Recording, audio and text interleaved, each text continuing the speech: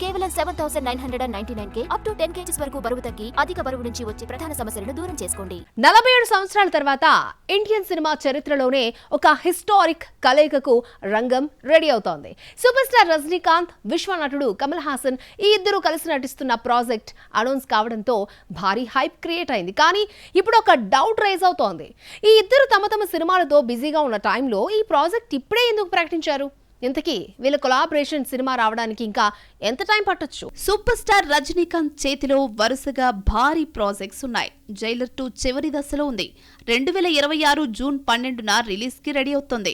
At the same time Thalaivar 173 2027 Pongal target తో plan అవుతోంది.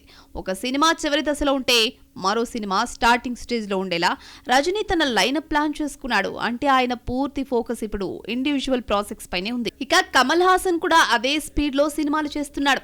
కల్కి 2898 AD పార్ట్ 2లో సుప్రీం యాస్కిన్ పాత్రలో నటిస్తూ బిజీగా ఉన్నాడు. అలాగే అన్బు అరిస్టంట్ మాస్టర్స్ డైరెక్షన్ లో భారీ ప్రాజెక్ట్ కూడా స్టార్ట్ అయింది.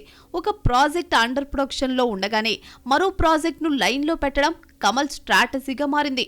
అంటే కమల్ కూడా ఫుల్ బిజీ షెడ్యూల్లో ఉన్నాడు. ఇలాంటి బిజీ లైనప్ మధ్యలో రజనీ కమల్ కలయిక మూవీ వెంటనే స్టార్ట్ అయ్యే అవకాశం లేదు. కనీసం 2 సంవత్సరాల తరువాతే ఈ సినిమా వచ్చే ఛాన్స్ ఉంది.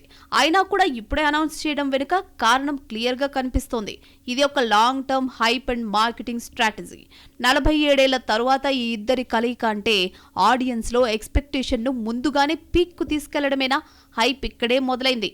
కానీ అసలు సినిమా రావడానికి ఇంకా చాలా టైం ఉంది. KHXRK ఇది కేవలం సినిమా కాదు, ఇండియన్ సినిమా కోసం ఒక హిస్టారిక్ ఈవెంట్ అనే డిస్కషన్ పెరుగుతుంది.